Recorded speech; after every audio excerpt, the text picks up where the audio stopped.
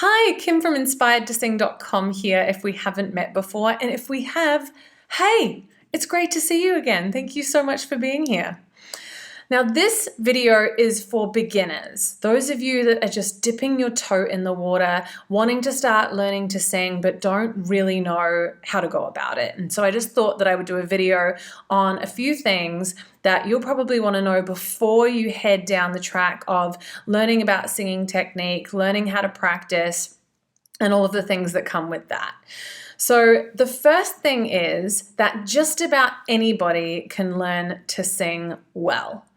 And so many people would disagree with me. I don't know, I've lost count of how many people I've met that as soon as they find out that I'm a singing coach say, yeah, well, I'm completely tone deaf. Like, I can't sing a note in tune. I am absolutely awful. I sound like a dying cat. And the reality is that a very, very small portion of the population are actually clinically tone deaf. Most people, I find, can sing in tune, even if it's just a few notes. So even if it's just a small portion of their voice or just one part of one song that they can match all of the notes. But more often than not, they struggle with higher notes or they struggle with lower notes, or they just don't like the quality of their voice. They don't like the color or the tone of it. And so that's completely different than being tone deaf and not being able to sing in tune. And then there's another group of people who are just not oral learners. And so if you know that you're a visual or kinesthetic learner, it can be really helpful to either, when you're learning a song, find the sheet music for it, even if you don't read music, because you can see the little notes going up and down, so you have something to follow as a visual. And for my students, I actually will move my hand up and down to the pattern of the song that they're singing, and then they can do it themselves if they want a more kinesthetic movement to go with that. So that is what I will say about just about everybody being able to learn to sing. Really ask yourself the question of, can I sing in tune, even if it's just a little bit of one song or a couple of songs that I know really well? And am I just not an oral learner and I might need a little bit of assistance in terms of how I then learn to pitch, how I learn to match pitch? So the second thing is that you might not actually know what you sound like. Too often we don't have a real sense of what our voice is like because most of the sound of our voice is going out. And so we might get a little bit inside our own heads, a little bit of bone conduction, and we might get some around the room depending on the acoustics of the space that we're in. The worst thing that we can do is record our voices into our phones and then play it back and judge the quality of that.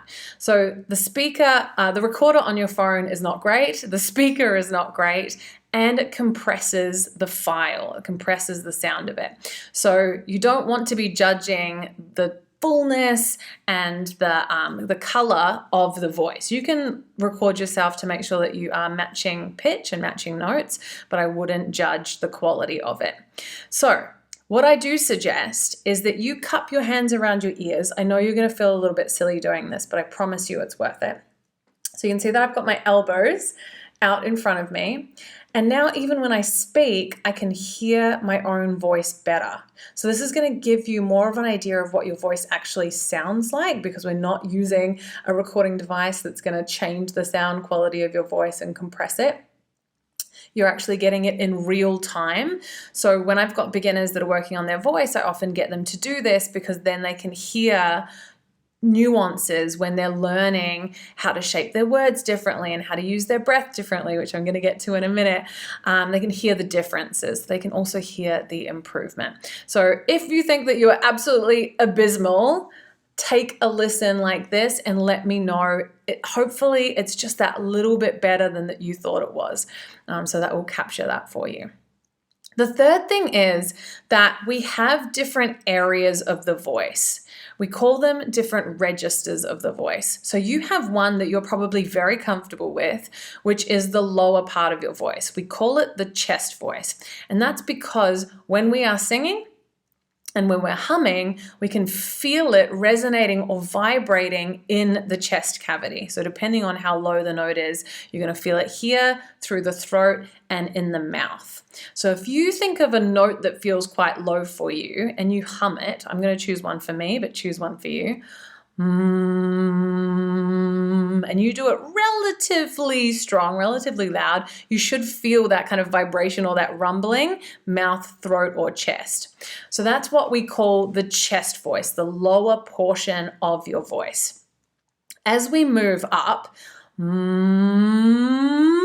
I get into the middle part of my voice, the resonance or the vibration moves up my face.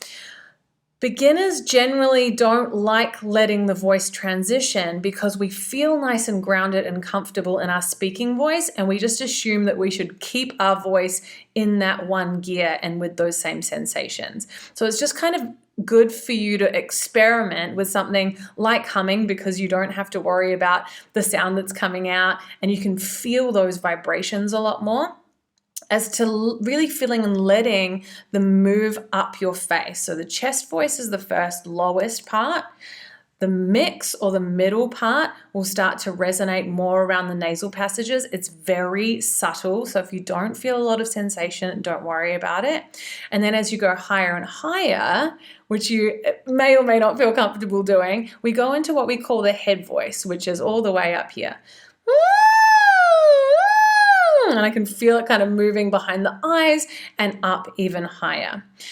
So as I said earlier, a lot of people that are just starting out or have never sung in their lives and are just doing drunk karaoke can sing a portion of notes in tune with relative ease. It's as it gets higher that they start kind of getting yelly, or it moves into this really weak, breathy kind of sound that they don't like so much because they don't know how to do this transition, because we don't speak all the way up here, so we don't really know what to do with it. So just so you know, there are 3 different areas of the voice. That's how you're going to feel them. It's really, really good to experiment with them on a hum, as I said, so that you can feel that movement. But don't worry if you only feel comfortable with that very first area, that lower portion of the chest voice. That's very normal. The 4th thing that I would like you to know is that you can change the color and quality of your voice a lot. We tend to go towards singing like we do speaking. So we stay in that chest voice register. We also shape our mouths like we do when we're speaking. And you might have noticed when you watch singers that often they'll have more open mouths than you would when you normally speak.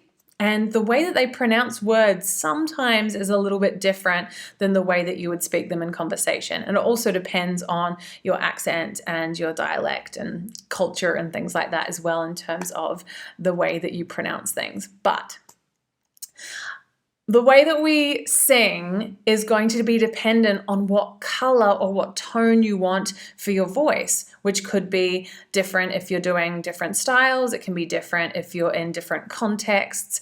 So we have a lot of choices, and I thought it would be best if I can demonstrate singing with my mouth in a more talky position. So I'm not changing anything to make it more like a singer would sing it, and then do it again in a more singing position so that you can hear the slight differences that just changing the shape of my mouth. So it can be the jaw, it can be the tongue, it can be the lips, it can be the space in the back here. All of these things add to your sound being less talky, and people say like boring and monotone, and then more into what we hear as the quality of singing, which can be more fullness and more resonance and more consistency.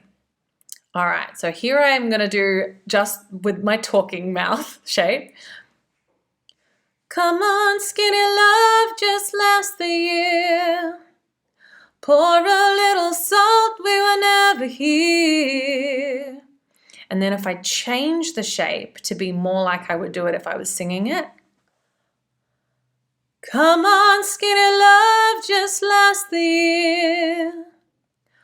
Pour a little salt, we were never here.